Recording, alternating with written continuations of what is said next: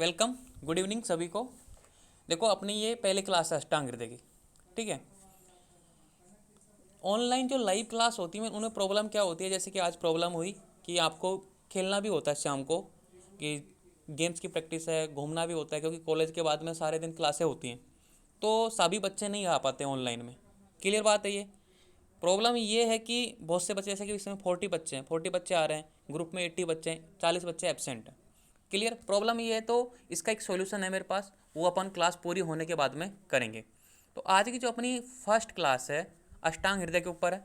अष्टांग हृदय की पहली क्लास है। मैं ऐसा मानता हूँ कि आपको अष्टांग हृदय में कुछ नहीं आता। देखो आता तो आपको है, क्योंकि आप 10 महीने हो गए, आप अष्टांग हृदय काफ़ी अच्छे से समझते हो। लेकिन जिस तरीके से मैं आपको स्टडी कराऊंगा वो बिल्कुल जीरो लेवल से होगा, ताकि जो बच्चे नीट की तैयारी करके आए हैं वो आपको उनको आसानी से समझ में आ जाएगी एक्चुअली में अष्टांग हृदय क्या है। क्लियर। अब ध्यान से सुनना कि बीएमएस फर्स्ट ईयर में कितनी सब्जेक्टें हैं? 5 सब्जेक्ट हैं। पहली सब्जेक्ट क्या है? पदार्थ विज्ञान। दूसरी सब्जेक्ट क्या है? संस्कृत। तीसरी सब्जेक्ट क्या है? एनाटोमी। फोर्थ सब्जेक्ट क्या है? फिजियोलॉजी। और जो सिलेबस में 5वीं सब्जेक्ट है वो कौन सी है? अष्टांग हृदय। क्लियर। तो अष्टांग हृदय 5वीं सब्जेक्ट है और आयुर्वेदा का बेस है, मतलब मोस्ट इंपॉर्टेंट आयुर्वेदा की सबसे कौन सी है बीएमएस फर्स्ट ईयर के हिसाब से? अष्टांग हृदय। क्यों? क्योंकि आपको पता है कि भाई आयुर्वेदा कहाँ पे फेमस, ज़्यादा कहाँ का है? साउथ का आयुर्वेदा फेमस है। साउथ में आयुर्वेदा क्लिनिक फेमस है, वहाँ पे लोग दूर दूर से आते हैं चिकित्सा कराने। जितने भी अपने फिल्म स्टार हैं, जितने भी अपने मुख्यमंत्री हैं, जैसे अरविंद केजरीवाल है, अक्षय कुमार है, सब साउथ में जाते हैं ट्रीटमेंट कराने। क्यों? क्योंकि वहाँ का आयुर्वेदा विकसित है पूर्णतः, मतलब वहाँ पे आयुर्वेदा ट्रीटमेंट अच्छे से मिल पाता है। क्यों? क्योंकि वहाँ पे अष्टांग हृदय अच्छे से डोमिनेंट तरीके से पढ़ाई जाती है। और अष्टांग हृदय क्या है? चरक संहिता और सुश्रुत संहिता दोनों का मिक्सर है, मतलब दोनों में से अच्छे अच्छे पार्ट को पिकअप किया है कि अष्टांग सुश्रुत संहिता में ये अच्छा पॉइंट है, कवर कर लो, चरक संहिता में ये अच्छा पॉइंट है, उसको कवर कर लो। इस तरीके से अष्टांग हृदय बनाई है। किसने बनाई है? आचार्य वाग्भट ने। अब ये चरक संहिता सुश्रुत संहिता क्या है? चरक संहिता और सुश्रुत संहिता दो महान आचार्य हुए आयुर्वेदा में, आचार्य चरक और आचार्य सुश्रुत। इन्होंने 2 संहिताएं लिखी। अब ये कैसे हुई आप हिस्ट्री में पढ़ोगे, पदार्थ विज्ञान, वो अपन बात नहीं करेंगे। कहने का मीनिंग ये है कि अष्टांग चरक सुश्रुत 3 संहिताएं आपको आयुर्वेदा में पढ़नी है। तो उसमें से जो जो इम्पोर्टेंट संहिता है साउथ की दृष्टि से वो है अष्टांग हृदय। तो अष्टांग हृदय अपने बीएमएस फर्स्ट ईयर में वो बहुत ध्यान से स्टडी करोगे तो आपको बीएमएस फाइनल ईयर तक, second year, third year, fourth year और पूरे जीवन काल में आपको आयुर्वेदा में कहीं अटकने नहीं देगी।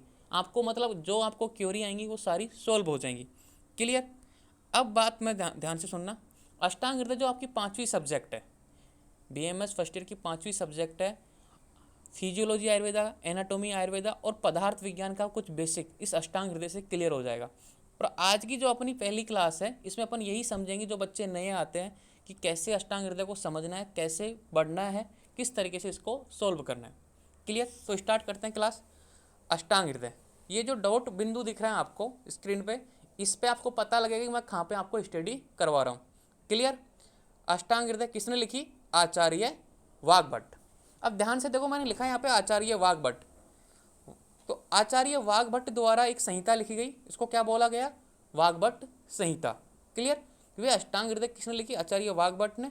इस आचार्य वाग्भट के द्वारा एक संहिता लिखी, मतलब एक बुक, संहिता यानी एक बुक, मतलब बड़ा ग्रंथ, तो वाग्भट संहिता। तो वाग्भट संहिता 2 होती हैं, अष्टांग संग्रह एवं अष्टांग हृदय। तो मतलब 2 बुक हैं वाग्भट संहिता में। जब भी वाग्भट संहिता का नाम आता है तो उसमें 2 बुक आती हैं, अष्टांग संग्रह एवं अष्टांग हृदय। अब क्या होता है इसमें कि क्या पढ़ाया जाता है? अष्टांग संग्रह में क्या है, अष्टांग हृदय में क्या है? 2 बुक है। अपने सिलेबस में क्या है? अपने सिलेबस में अष्टांग हृदय। अष्टांग हृदय की शुरुआत के 30 चैप्टर अपने सिलेबस में, 1 से लेकर 30 चैप्टर पढ़ते हो ना आप, वो अपने अष्टांग हृदय से लिए जाते हैं, ना कि अष्टांग संग्रह। ये अष्टांग संग्रह नेपाल में पढ़ाई जाती है। देखो भारत से टच है, वहाँ भी आयुर्वेदा विकसित है, और नेपाल के बच्चे मुझसे पढ़ते हैं, तो वहाँ पे क्या है? अष्टांग संग्रह नेपाल में, और इंडिया में क्या है? अष्टांग हृदय। तो 2 अलग अलग बुकें, ध्यान रखना। तो अष्टांग संग्रह नेपाल में पढ़ाई जाती है बीएमएस फर्स्ट ईयर में, और अष्टांग हृदय इंडिया में पढ़ाई जाती है। क्लियर। तो शुरुआत के 30 चैप्टर अपने सिलेबस में। इसमें क्या पढ़ाया जाएगा? General medicine plus surgery. ये इंट्रो है आपके अष्टांग हृदय का। पहली क्लास में इंट्रो होता है, कैसे पढ़ना होता है, कैसे पास करना होता है, इसीलिए मैं बोलता हूँ इंपॉर्टेंट क्लास आज। तो जनरल मेडिसिन प्लस सर्जरी। अब यहाँ पे लिखा है जनरल मेडिसिन, तो इसमें चिकित्सा में क्या बताइए, मतलब इस बुक में आप क्या सीखोगे, अष्टांग हृदय से क्या सीखोगे, आप डॉक्टर बन रहे हो। ये बात कभी मत भूलना कि आप यहाँ पे पास होने आए हो, नहीं, आप डॉक्टर बनने आए हो। तो आप जनरल मेडिसिन मतलब वही खांसी जुकाम बुखार जो सामान्य बीमारी होती है ना, मौसमी बीमारियाँ, ठीक है, जैसे फीवर चल रहा है इस समय, डेंगू चिकनगुनिया मलेरिया, तो इनकी जो ट्रीटमेंट उनकी चिकित्सा पढ़ेंगे अपन अष्टांग हृदय में। क्लियर। साथ में सर्जरी का भी ज्ञान अष्टांग हृदय से आपको प्राप्त होता है। कौन से चैप्टर से, 25वें चैप्टर से लेके 30वें चैप्टर तक आपको सर्जरी की नॉलेज प्राप्त होती है, और 1 से लेके 24 तक जनरल मेडिसिन है, और उसके बाद में सर्जरी है। मतलब दोनों चीज़ों का आपको यहाँ पे अनुभव मिलेगा, आपको ज्ञान मिलेगा। अब आपको डिसाइड करना है कि आपको पास होना है या अष्टांग हृदय को चिकित्सा की दृष्टि से पढ़ना है। मैंने आपको मीडियम लेवल में पढ़ाया, पास तो हो ही जाओगे, साथ में चिकित्सा भी सीखोगे। क्लियर। 4 AD के बाद, कहने का मीनिंग ये है कि 4वीं शताब्दी के बाद ये बुक लिखी गई थी। कौन सी, अष्टांग संग्रह और अष्टांग हृदय। यहाँ पे लिखा कंफर्म नहीं है ये, आप अलग बुक पढ़ोगे, जैसे अष्टांग हृदय की 5 से 6 बुक पढ़ोगे, आपने अलग अलग राइटर की बुक पढ़ी, जैसे आपके यहाँ पे किसी सर ने लिख दी, यूपी के किसी सर ने लिख दी, महाराष्ट्र के किसी सर ने लिख दी, तो कोई 7वीं शताब्दी बताएगा, कोई 6ठी शताब्दी बता देगा, कोई 5वीं शताब्दी बता देगा, फिक्स नहीं है, क्योंकि ये अनुमान के आधार पर बता रहा है कि भाई 4वीं शताब्दी। तो यहाँ पे एक फिक्स पॉइंट आता है कि 4वीं शताब्दी के बाद लिखी गई, उससे पहले नहीं लिखी गई, उसके बाद में ही लिखी गई है, ये बात फाइनल है। तो वो 5वीं शताब्दी बोलते हैं, कोई 6ठी शताब्दी बोलता है, कोई 7वीं। तो 5 से 7वीं ईस्वी के मध्य, मतलब 400 साल से या 700 साल के मध्य में ये बुक लिखी गई थी। कौन सी, अष्टांग संग्रह और अष्टांग हृदय। तो कभी भी क्वेश्चन आता है, क्वेश्चन कैसे बनते हैं एग्जाम में, कि वाग्भट संहिता के नाम लिखो, आपको आंसर क्या आएगा कि अष्टांग संग्रह एवं अष्टांग हृदय 2 वाग्भट संहिताएं होती हैं।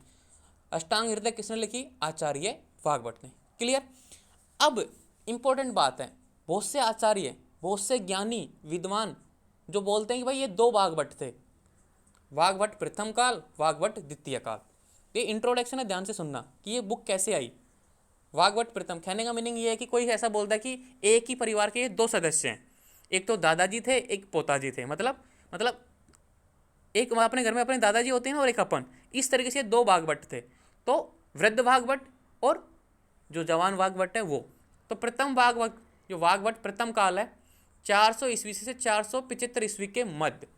ऐसे बोलते हैं कि जो पहला वाग्भट था ना, मतलब 2 वाग्भट थे, 2 संहिताएं लिखी, तो पहले वाग्भट ने क्या लिखी, अष्टांग संग्रह, दूसरे वाग्भट ने क्या लिखी, अष्टांग हृदय। कहने का मीनिंग ये है कि ये एक ही फैमिली के मेंबर थे, उनकी यहाँ पे डेट ऑफ बर्थ दी है, मतलब इसके इस दौरान ये इनका जीवन काल था। एक का बताया 400 से 475, और जो था पोता था, जो मतलब इसको यंग बोलते हैं ना, यंग वाग्भट, उसके जो द्वितीय काल क्या था 500 से 550। ये इंट्रोडक्शन हो गया वाग्भट। भाई वाग्भट कब आया, आपको पता लग गया भाई वाग्भट संहिताएं 2 हैं, अष्टांग संग्रह और अष्टांग हृदय। अपने सिलेबस में अष्टांग हृदय है। क्लियर। 2 संहिताएं लिखी, प्रथम वाले ने अष्टांग संग्रह लिखी और द्वितीय वाले ने अष्टांग हृदय लिखी। कहने का मीनिंग ये है कि आपके दादाजी ने एक बुक लिखी और आप एक बुक लिख रहे हो, तो आपका गोत्र होता है ना, जैसे कि आपका कोई भी गोत्र है, जैसे कि गहलोत गोत्र है, यहाँ पे जोधपुर में गहलोत फेमस है क्योंकि मैं माली हूँ ना, तो गहलोत, जैसे मेरे दादाजी ने कोई बुक लिखी गहलोत के नाम से बुक लिखती, अब मैं भी एक बुक लिख रहा हूँ गहलोत के नाम से लिख रहा हूँ, तो 2 बुक हो गई, एक ही फैमिली के द्वारा लिखी गई 2 बुक हो गई। तो ये दो वाग्भट थे। एक वाग्भट ने लिखी अष्टांग संग्रह, क्योंकि अष्टांग संग्रह पहले लिखी गई थी, और अष्टांग हृदय बाद में लिखी गई थी। तो जो वाग्भट द्वितीय वाले थे उसने अष्टांग हृदय लिखी थी, और वाग्भट प्रथम वाले ने अष्टांग संग्रह लिखी थी। क्लियर। इनका काल पता लग गया। अब तो बुक आ गई सामने, मतलब 500, ऐसा मान लो कि 500 ईस्वी में बुक अष्टांग हृदय बन गई। अब जो अष्टांग हृदय लिखी, संस्कृत में लिखी, अब इतने बड़े ज्ञानी हैं, विद्वान लोग हैं, उन्होंने संस्कृत में लिखी, उसका रेस्ट किसी को समझ में ही नहीं आया कि ये क्या लिखी है। अपन को मिलती है ना प्राचीन भाषा में लिखा कुछ मिला है, इसको पढ़ नहीं पा रहे, इसका मतलब क्या है। तो यहाँ पे देखो अष्टांग हृदय के टीकाकार। टीकाकार कौन होते हैं, टीकाकार कि जो अष्टांग हृदय जो बुक थी उसको समझने के लिए उसको समझाया, उसको सरल भाषा में अनुवाद किया। कोई ने हिंदी में किया, किसी ने संस्कृत को और इजी संस्कृत किया, किसी ने इंग्लिश में किया, मतलब टीका, उसको विस्तार से बताया, लोगों को समझाया, तो टीका की उन पे, मतलब उस पर टिप्पणी की कि इसका मीनिंग ये है। आचार्य यहाँ पे ये बोलना चाहते हैं, कौन, आचार्य वाग्भट। अब ये नहीं बोलेंगे कौन सा, प्रथम या द्वितीय, ओनली वाग्भट। जैसे कि मैं बोलूँ ओनली गहलोत, ना दादा की बात होगी ना पोते की बात होगी, ओनली गोत्र चलेगा एक। तो ऐसे गोत्र चलता है वाग्भट, कि वाग्भट ये बोलना चाहते हैं।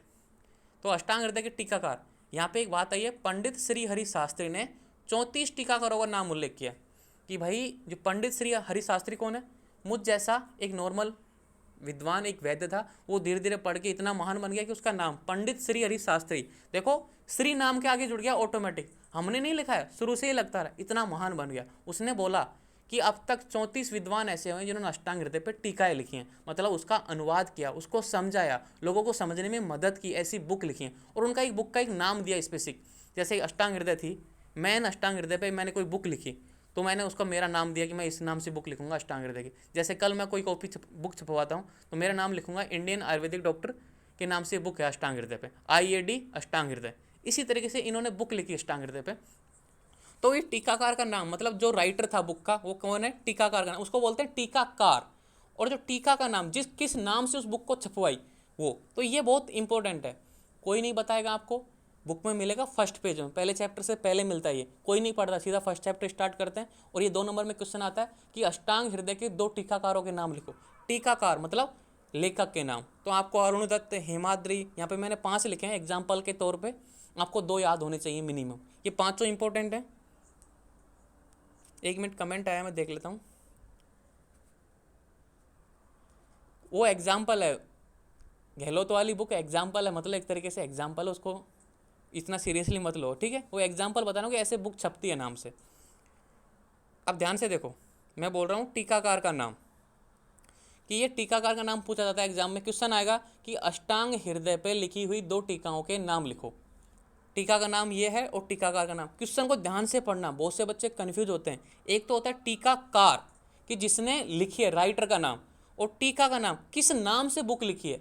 तो पहली है अरुण दत्त, बहुत फेमस है, टीका का नाम है सर्वांग सुंदरा।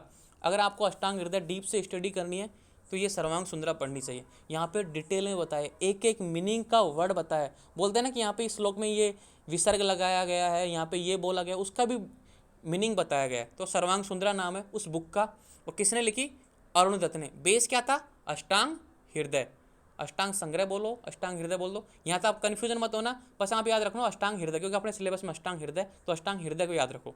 तो अरुण दत्त ने क्या लिखी, सर्वांग सुंदरा नाम की बुक लिखी, किस पे, अष्टांग हृदय पे। हेमाद्री ने एक नई बुक लिखी, आयुर्वेद रसायन, उसका नाम दिया, ठीक है। चंद्र नंदन ने एक बुक लिखी, उसका नाम क्या दिया, पदार्थ चंद्रिका।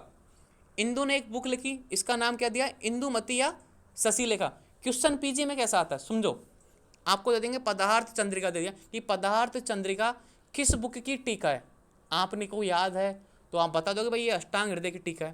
क्वेश्चन ऐसे भी आ सकता है कि चंद्रनंदन द्वारा अष्टांग हृदय पे कौन सी टीका लिखी गई, एबे सदैव दे देंगे सर्वांग सुंदरा, आयुर्वेद रसायन, पदार्थ चंद्रिका, इंदुमती। अगर आपको याद है पदार्थ चंद्रिका लिखी तो पदार्थ चंद्रिका टिक कर दो। क्वेश्चन कैसे भी बन सकता है, आपको हर क्वेश्चन के लिए प्रिपेयर होना चाहिए, आपको तभी तो बोलता हूँ थोड़ा डीप में स्टडी करनी होती है।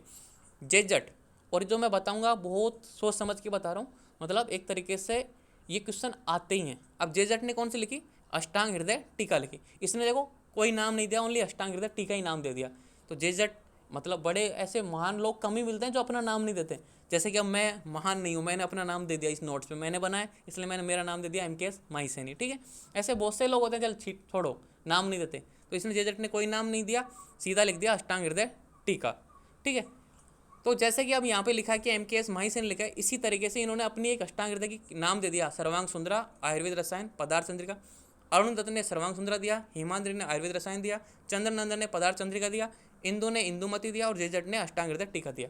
ये 5 ही क्यों लिखे मैंने, यहाँ तो 34 की बात हुई थी, ये 5 इंपॉर्टेंट है और एग्जाम में ये 5 में से ही आएगा, ठीक है। या तो क्वेश्चन आएगा कि 2 टीकाकारों के नाम लिखो, या 2 टीकाओं के नाम लिखो, या फिर ऐसे आ जाएगा कि सर्वांग सुंदरा और आयुर्वेद रसायन किसने लिखी, या फिर अरुण दत्त और हेमाद्री ने कौन सी टीका लिखी, कैसे भी क्वेश्चन बन सकता है, ये इन्हीं 5 में सिमट के रह जाएगा। तो ये 5 इंपॉर्टेंट है, क्लियर।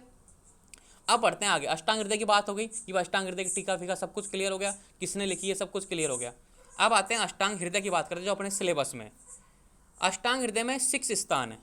6 स्थान का मीनिंग क्या है कि भाई एक बुक है उसमें 6 सेक्शन बने हुए हैं, कि एक बुक है उसमें 6 सेक्शन बने हुए हैं। 6 स्थान मतलब सेक्शन, उनका एक अलग अलग नाम है। जैसे एक क्लास है, तुम्हारी क्लास में 125 बच्चे हैं, उनको 6 डिवीजन में बांट दिया कि इसमें इस 5 से फुट वाले बच्चे रहेंगे, इसमें 5 से 6 हाइट वाले, मतलब 5 से 5.5 फुट वाले हाइट वाले बच्चे रहेंगे, 5.5 से 6 फुट वाले, 6.5 से ऊपर जितने हाइट हो वो अलग ग्रुप में, मतलब हाइट के हिसाब से बांट दिया यहाँ पे इन्होंने अलग हिसाब से बांटा। एक बुक की अष्टांग हृदय, उसको 6 स्थान मतलब 6 सेक्शन में डिवाइड कर दिया। अष्टांग हृदय में कुल 120 अध्याय हैं और इन 6 सेक्शन में टोटल कितने स्थान मतलब टोटल कितने चैप्टर हैं? 120। ध्यान रखना, टोटल 120 चैप्टर हैं। जैसे तुम्हारे क्लास में टोटल कितने बच्चे हैं? 125। इस तरीके से अष्टांग हृदय में कितने चैप्टर हैं टोटल? 120। ये आपको याद होना चाहिए मुँह जबानी। एबीसीडी में आ जाता है कभी कभी नॉर्मल में, जैसे आप कभी कंपटीशन दे रहे हो या फिर नॉर्मल सर ने पूछ लिया भाई अष्टांग हृदय में कितने अध्याय हैं? 120। इन 120 अध्यायों में कुल कितने श्लोक हैं? क्योंकि हर चैप्टर में श्लोक हैं। टोटल कितने श्लोक हैं? 7471। इतने श्लोक हैं कि पूरे 120 चैप्टर में इतने सारे श्लोक हैं। इन श्लोकों का मीनिंग आपको पता होना चाहिए। कहने का मीनिंग है कोई याद नहीं रखता लाइन टू लाइन, लेकिन इतने श्लोक हैं, मतलब संख्या तो याद रख सकते हो भाई। 7471 श्लोक हैं पूरी अष्टांग हृदय में। क्लियर? यहाँ तक किसी को कोई डाउट है तो कमेंट बॉक्स में बताएं मुझे। आगे बढ़ रहे हैं, ठीक है। अब 6 स्थान है। इसी साल जो तुम्हारा जो करंट सीनियर है ना 19 बैच, उसमें क्वेश्चन आया था कि चिकित्सा स्थान में कितने चैप्टर हैं, कि अष्टांग हृदय के चिकित्सा स्थान में कितने चैप्टर हैं। और एक क्वेश्चन आया था उत्तर स्थान में कितने चैप्टर हैं। ठीक है, क्वेश्चन आया था कि अष्टांग हृदय के उत्तर स्थान में कितने अध्याय हैं। जैसे कि मैं आपसे पूछूं कि तुम्हारी क्लास में 5 फुट से कम वाले सेक्शन में, मतलब 5 फुट से कम हाइट है, उन सेक्शन में कितने बच्चे हैं। इसी तरीके से यहाँ पे 6 सेक्शन बताए थे ना। यहाँ पे देखो दोबारा से कि भाई अष्टांग हृदय में 6 स्थान है, मतलब 6 सेक्शन है। उन सेक्शनों का नाम दिया स्पेसिफिक। क्या नाम दिया? पहला है सूत्र स्थान, दूसरे सेक्शन का नाम क्या दिया? शारीर स्थान, तीसरे सेक्शन का नाम क्या दिया? निदान स्थान, चौथे सेक्शन का नाम क्या दिया? चिकित्सा स्थान, पांचवें सेक्शन का नाम क्या दिया? कल्प सिद्धि स्थान, और छठे में उत्तर स्थान। अरे इनमें चैप्टर भी फिक्स कर दिए भाई। सूत्र स्थान में 30 अध्याय, ये अपने सिलेबस में, ये अपन को स्टडी करने हैं। शारीर स्थान में 6, निदान में 16, चिकित्सा में 22, कल्प सिद्धि में 6 और उत्तर स्थान में 40। क्या स्टडी करते हैं इनमें, किस तरीके से, किस बेस पे बांटा, अब मैं समझाता हूँ। सूत्र स्थान, सूत्र यानी क्या होता है? फॉर्मूला। तो आयुर्वेदा के जितना भी फॉर्मूला हैं, जितना भी बेसिक फंडामेंटल है, वो सब सूत्र स्थान में आपको मिलेंगे। नाम से ही पता चलता है सूत्र। आप गणित में पढ़ते हो ना, 10th तक पढ़ी है आपने, 10th मैथ पढ़ी है, तो भाई इसका सूत्र है a+b का होल स्क्वायर बराबर, यह होता है ना कि a² + 2ab + b²। सूत्र होता है फॉर्मूला भाई, इस फॉर्मूला से ये सूत्र हो जाएगा। तो यहाँ पे फॉर्मूला है। जब कोई चीज़ समझ में नहीं आ रही है आपको, थोड़ी देर के लिए समझ में तो आएगी, मैं समझाऊंगा आपको, लेकिन समझ में नहीं आती तो आप उसको ऐसे समझो कि ये फॉर्मूला है, आयुर्वेदा का फॉर्मूला है। नाम से ही पता चल रहा है सूत्र स्थान। इसमें जो बातें बताई गई हैं एक तरीके से सूत्र रूप में बताई गई है। सूत्र रूप का मीनिंग क्या है कि एक तरीके से फॉर्मूला है, इससे आपको चिकित्सा करनी है। इसमें जो चीज़ बताई है वो आपको अप्लाई करना है। सूत्र में क्या होता है? सूत्र बताए हुए हैं, तो अप्लाई करनी है अपन को, उस फॉर्मूला से अपन को चिकित्सा करनी है। क्लियर? शारीर स्थान में क्या होता है? नाम से पता चलता है शारीर स्थान।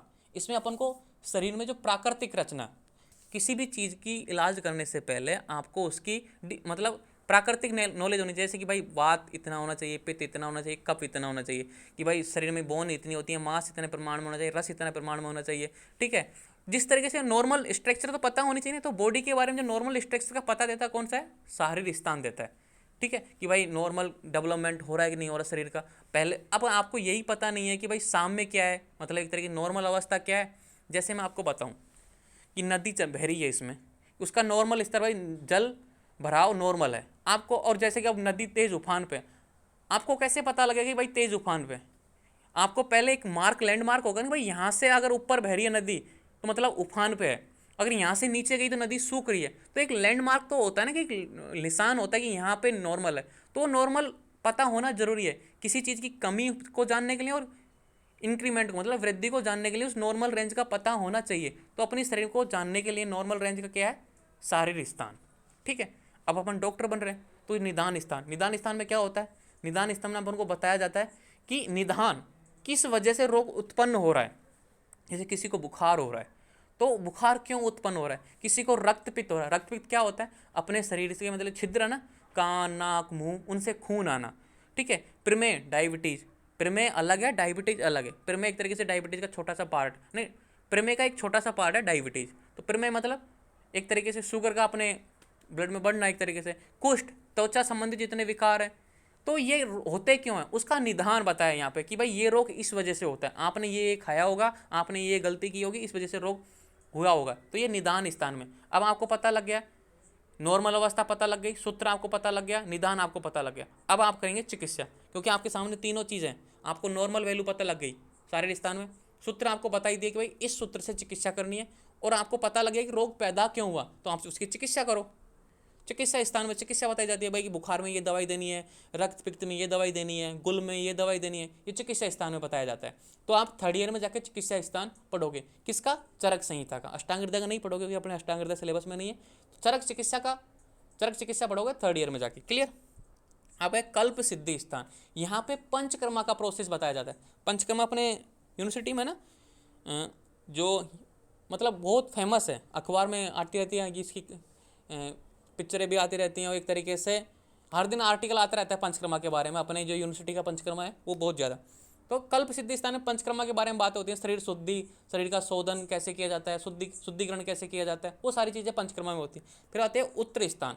अब उत्तर स्थान में सारी चीज़ें बताई गई। यहाँ पे उत्तर स्थान में देखो भूत विद्या भी बताई गई है अष्टांग हृदय में। उत्तर स्थान में ENT बताया, जो अपने ENT होता है ना एक तरीके से शालक्य में अपनी जो क्लिविकल है ना, क्लिविकल से जितने प्रकार के ऊपर रोग हैं, जैसे वो नाक का रोग है, आँख का रोग है, कान का रोग है, ये सब उत्तर स्थान में बताएं। तो क्वेश्चन आया था कि उत्तर स्थान में कितने चैप्टर हैं, बस सीधा सा क्वेश्चन आया था भाई 40। जिसको पता था उसने आंसर लिख दिया कि उत्तर स्थान में 40 अध्याय हैं। नाम नहीं पूछते कोई भी, नाम तो PG में याद करना आप, अभी तो बस संख्या याद कर लो कि उत्तर स्थान में 30, क्योंकि अपने सिलेबस में है। शारीरिक स्थान में 6, उसके बाद में निदान स्थान में 16, चिकित्सा स्थान में 22, कल्प सिद्धि में 6 और उत्तर स्थान में 40। और ये क्वेश्चन आया हुआ है, तो ध्यान रखना उत्तर स्थान में कितने अध्याय हैं? 40। क्लियर? यहाँ तक कोई किसी को डाउट है? आगे बढ़ूँ मैं? तो ये अष्टांग हृदय की अपन ने बात कर ली, जो अष्टांग हृदय का बेसिक इंट्रोडक्शन है वो अपन ने बात कर ली। अब आते हैं BMS फर्स्ट ईयर में, जो आप हो इस समय कि BMS फर्स्ट ईयर में एडमिशन ले लिया। देखो बहुत से बच्चे होते हैं जो नीट की सिलेक्शन नहीं हुआ उस वजह से लिया, किसी ने बाई चॉइस लिया कि मुझे आयुर्वेदा ही करना है। मोस्टली रेयर बच्चे होते हैं जो बाई चॉइस लेते हैं कि मुझे आयुर्वेदा ही लेनी है, कि भाई MBBS नहीं मिला तो अपन ने आयुर्वेदा लिया। क्लियर बात है, ये फैक्ट है। लेकिन अब यहाँ पे आ गए तो इसको समझो।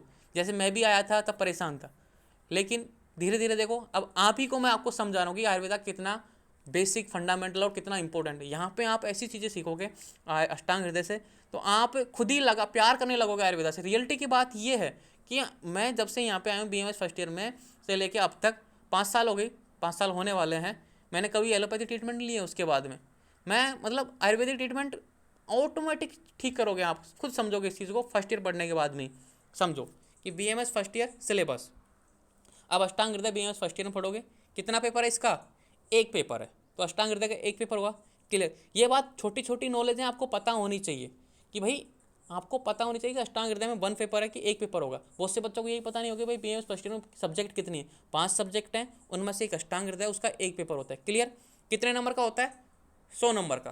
भाई 100 नंबर का एक पेपर होता है। क्लियर? उसमें 2 पार्ट किए हुए हैं, part A part B। Part A part B।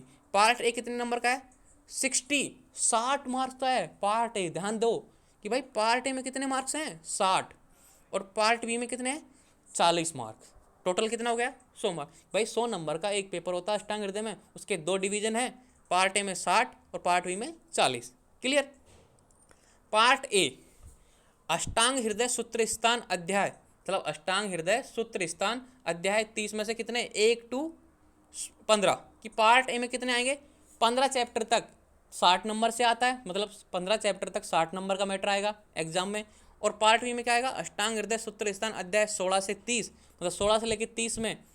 और डिस्क्रिप्शन ऑफ अष्ट प्रकृति, तंत्र लक्षण, तंत्र गुण, तंत्र दोष, ताच्छिल्य, अर्थाश्रय और कल्पना, ये सारे टॉपिक किस में आएंगे? पार्ट B में। मतलब 40 नंबर में इतना सारा टॉपिक आएगा। 15 चैप्टर तो ये, इसके अलावा ये 3 चैप्टर है ना, ये 3, इसको बोलते हैं मौलिक सिद्धांत। मौलिक सिद्धांत, ठीक है, इसको मिटा देता हूं मैं।